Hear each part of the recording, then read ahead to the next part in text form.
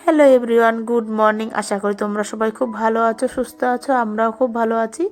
আজকে আমি সকাল 6টা থেকে আমার ব্লগটা স্টার্ট করলাম। আই হোপ যে আজকের ব্লগটা তোমাদের সবার ভালো লাগবে। আর প্রত্যেক দিনের মতো কিন্তু আমি আজকেও সকাল 6টায় উঠে গেছি, কারণ আমি সবসময় একটু চেষ্টা করি সকাল সকাল ঘুম থেকে ওঠার। সেটা শীত বা গরম যেটাই হোক, আমি কিন্তু সবসময় সকাল সকাল ঘুম থেকে ওঠার চেষ্টা করি। কিন্তু গরমের দিনে এর থেকেও আগে উঠি, 5টা সাড়ে 5টায় উঠে যাই। কিন্তু শীতের দিন যতই বলো, একটু উঠতে কিন্তু কষ্ট হয় ঘুম থেকে। তবু কি করব, সকালবেলা সমস্ত কষ্টকে দূরে সরিয়ে আমাদের কিন্তু সবারই সকালবেলা ঘুম থেকে উঠতে হয়। তো আমি যেহেতু বাঙালি ঘরের বউ, তাই আমি সকালবেলা ঘুম থেকে উঠে আগে ঠাকুরটা নমস্কার করি, তারপরে আমি আমার সমস্ত কাজকর্মে হাত দিই। তাই আমি ঘুম থেকে উঠেই ঠাকুরটা নমস্কার করলাম। এটা সবাই করে, আমরা বাঙালি ঘরের বউরা এই নিয়মগুলো সবসময় মেনে চলি। এগুলো আমাদের মা ঠাকুমা এদেরকেও দেখে এসেছি, যা আমরাও কিন্তু সেটাই শিখেছি। তো তারপরে আমি জানলা দরজাগুলো খুলে দিলাম। আজকের ওয়েদারটা ভালোই আছে, সকাল সকালই রোদ উঠে গেছে। অন্য দিন তো কুয়াশা থাকে, কিন্তু এই দুদিন আর কুয়াশা দেখছি না, কিন্তু ঠান্ডাটা অনেকটাই কম আছে। তবু এই ঠান্ডা কমের মধ্যেই আমাদের বাড়ির সবার কিন্তু শরীর খারাপ, মানে সবারই জ্বর সর্দি কাশি ঠান্ডা লেগেই আছে। আমার কিন্তু কোনো বছর এত ঠান্ডা লাগে না, এবছর যতটা ঠান্ডা লেগেছে। আর আমার গলার ভয়েস শুনে তোমরা নিশ্চয়ই অনেকেই বুঝতেই পেরে গেছো যে আমার কতটা ঠান্ডা লেগেছে। খুব খুব ঠান্ডা লেগেছে। আর সকালবেলার দিকে তো একটু জ্বরও ছিল, মানে স্নান করতে গিয়ে এতটাই কষ্ট হচ্ছিল আমার। গরম জলে স্নান করছি তবুও যেন জল ঢালতে ইচ্ছে করছে না গায়ে। তো সকালবেলা গা হাত পা এত ব্যথা করছিল, তখনই আমি বুঝে গেছি যে আজকে আমার জ্বরটার কিছু হবে। কিন্তু হ্যাঁ, সত্যিই দেখলাম যত সময় যাচ্ছে তত মনে হয় হাত পা আরও ব্যথা। তবু কি করব, যতই শরীর খারাপ থাকুক, শরীর খারাপ নিয়েও কিন্তু আমাদের সবাইকে কাজ করে যেতে হয়, কারণ আমরা ঘরের বউ। আমাদের তা শুয়ে বসে থাকলে চলবে না, কাজ করতেই হবে যতই শরীর খারাপ হোক। কারণ স্বামীর সেবা, সন্তানের সেবা, সবার সেবা করে তারপরে নিজের শরীরকে দেখো। তো আমার তো কথা বলতে বলতে তোমাদের সঙ্গে অনেক গল্প করা হয়ে গেল, আর এদিকে আমার অনেক কাজই হয়ে গেল। ওদিকে বিছানা টিছানা ঝেড়ে, ঘর টর ঝেড়ে তারপর আমি রান্নাঘরে চলে এলাম। রান্নাঘরে এসে তো সকালবেলা আগে গ্যাসটা মুছেই নিই। আমি রাতেও মুছে পরিষ্কার করে রাখি, তবুও সকালবেলা একটু না মুছলে না ভালো লাগে না একদমই। কারণ তোমরা জানোই ঘরে টিকটিকি আসলে থাকে, তাই আমি সকালবেলা উঠে প্রত্যেক দিনই এগুলো মুছে নেওয়ার চেষ্টা করি। তারপরে এখনও বাসি বাসন রয়েছে কালকের। আর শীতের দিন বলে না রাত্রেবেলার বাসন মাজতে পারছি না। আমি বললাম না যে আমার সকালের থেকে রাত্রেবেলা বেশি ঠান্ডা লাগে। সকালবেলা কিন্তু আমি কোনো কিছু গায়ে পরি না, কত সুন্দর কাজ করি, অথচ কিন্তু সকালবেলায় দিকে বেশি ঠান্ডাটা থাকে। আর আমার সকালে ঠান্ডা লাগে না, আমার লাগে রাত্রেবেলা। মানে রাত্রেবেলা যে বাসনগুলো মেজে রাখবো সেটা আর ইচ্ছা করে না, যে জল আবার ধরবো, থাক সকালেই মাজবো। সেই করে করে আমার বাসনগুলো রেখে দিই। রাত্রেবেলা বাসনটা মেজে রাখলে কিন্তু অনেকটা কাজ আগিয়ে যায়, কিন্তু শীতে আর পারছি না এই কাজ করতে। তো আমি ভাবি সকালবেলা যখন জল ঘাটতেই হবে, একেবারে সকালবেলায় না হলে বাসনগুলো মাজবো। আর রাতের তো অতটা বাসন হয় না, শুধু তো আমরা রুটি খাই, ওই কয়েকটা একটা দুটো থালা থাকে, আর একটু চায়ের কাপ টাপ থাকে, সমস্ত কিছু ওই বাসনগুলোই আমি সকালবেলা মেজে নিই।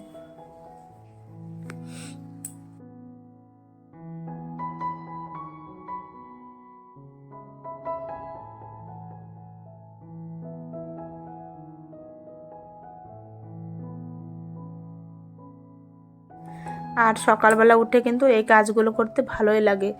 আর যত নিজের কাজ নিজে করবে ততটাই কিন্তু ভালো, সেটা সংসারের প্রতিও ভালো, আর নিজের শরীরের দিকেও কিন্তু অনেকটাই ভালো। যত নিজের শরীরকে পরিশ্রম করতে দেবে, যত কাজ করতে দেবে, শরীর দেখবে বেশি ভালো থাকে। আমি দেখেছি যে এইটা আমার পক্ষে হয়। আমি ধরো যদি কোনো দিন কাজের লোক রাখি, ঘর টর মোছায়, তাহলে কিন্তু আমার একটু বেশিই শরীর খারাপ হয়ে যায়, আর কাজে একটু বেশিই দেরি হয়ে যায়। আর নিজের কাজ যদি নিজে করি সেইটা কিন্তু খুব ভালো হয়। আর কাজের একটা লাইন থাকে, কাজ একটার পর একটা আমার আগ্রহ থাকে যে আমার এইটার পর এটা করতে হবে। কিন্তু কোনো যদি কাজের লোক রাখি, কেমন যেন গা হাত পা ছাড়া হয়ে যায়। আর কাজে আমার উল্টো দেরি হয়, সমস্ত কাজে, স্নান পুজো সমস্ত কিছুতে দেরি হয়। আর নিজের কাজ নিজে যখন আমি করি, সমস্ত কিছু কত সুন্দর পর পর পর পর হয়ে যায়, আর অনেকটা সময়ও পায় হাতে।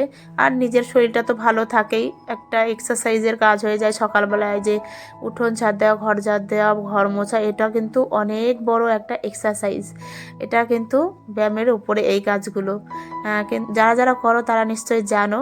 আমার শরীরটা সত্যি, যতদিন আমি কাজের লোক রেখেছিলাম এর আগে, ততদিন কিন্তু আমার একটু বেশি শরীর খারাপ ছিল, আর শরীরটা অনেক ভারীও হয়ে গেছিলো। তাই আমি আর লোক রাখলাম না, আর নিজের কাজ আমি নিজে করতেই বেশি ভালোবাসি সব সময়, সেটা সবাই জানে। আর কাজের একটা লাইন থাকে, যে এটা বলতে মেন কথা। তাই আমি সবসময় নিজের কাজ নিজে করার চেষ্টা করি, আর সময়ের কাজ সময়ের চেষ্টা করি। কিন্তু আমার সোনামা হওয়ার পরে একটু সব কাজের গন্ডগোল হয়ে যাচ্ছে, কারণ আগে আমি সকাল 7টা-8টার মধ্যে আমার সমস্ত কাজ সেরে স্নান পুজো হয়ে যেত, কিন্তু ইদানিং শীতের বেলা হওয়াতে, এত ছোটোবেলা, আর সোনামাকে খাওয়াতে অনেকটাই টাইম লেগে যায়, এই করে করে আমার পুজো দিতে অনেকটাই সময় লেগে যাচ্ছে।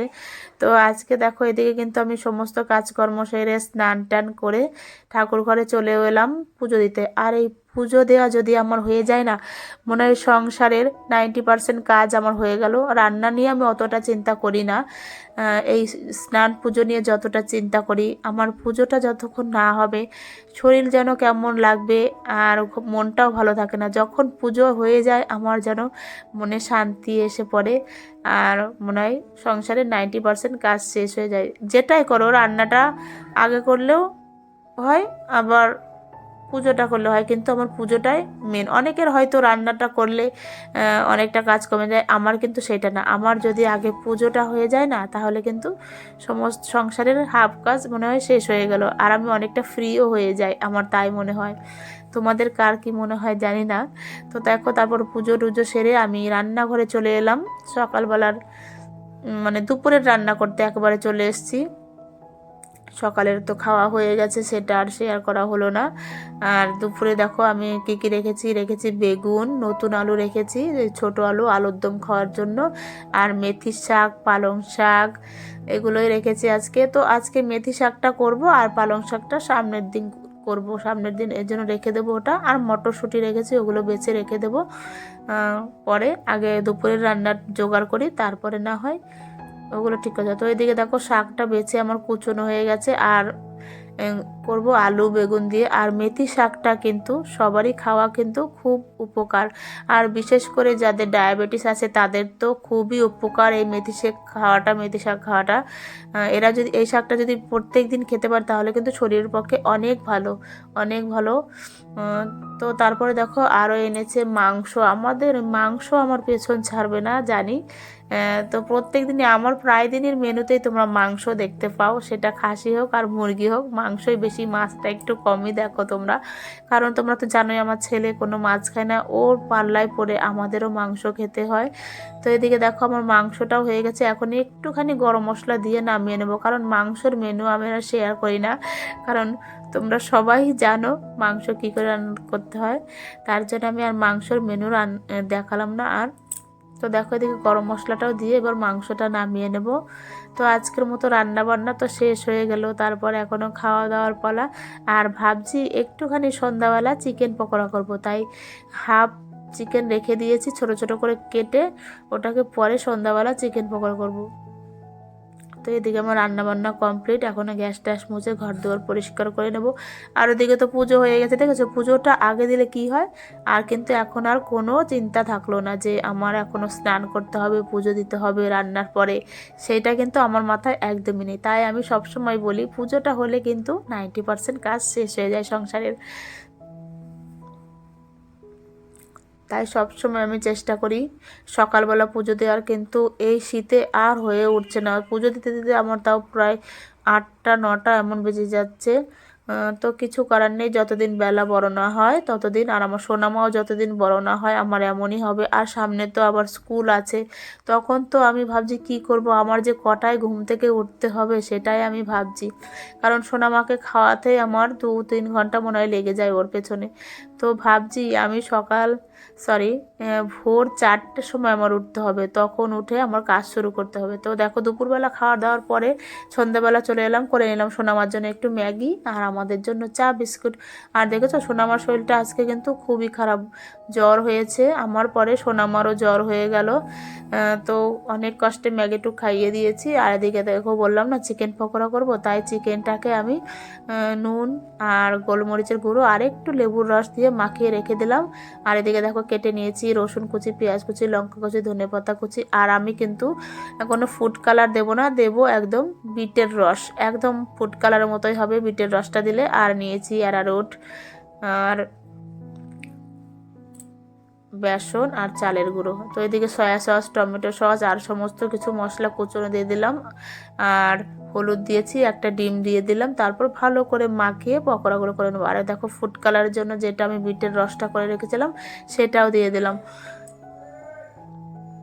তারপর এগুলো ভালো করে মেখে নেবো। আর এখানে ওই যে বললাম না কর্নফ্লাওয়ার, চালের গুঁড়ো আর বেসন নিয়েছি, সেগুলোও দিয়ে দেবো সব 1 চামচ 2 চামচ করে, একদম অল্প অল্পই দেবো, নাহলে পকোড়াটা খেতে ভালো লাগবে না।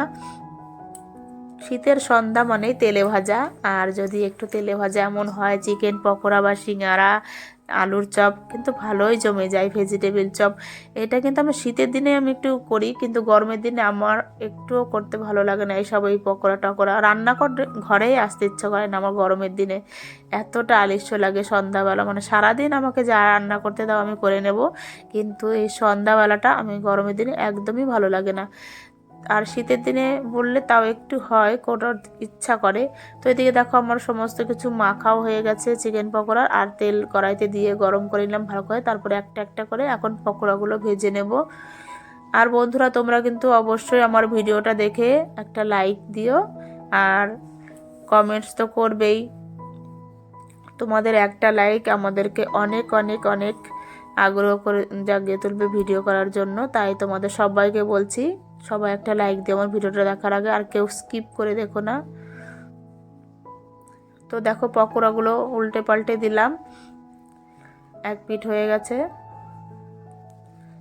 তাহলে আজকের মতো ভিডিওটা এখানেই শেষ করছি, আর বেশি বড় করলাম না। তোমরা সবাই ভালো থেকো, সুস্থ থেকো, আবার দেখা হবে তোমাদের সঙ্গে নতুন কোনো ভিডিও নিয়ে।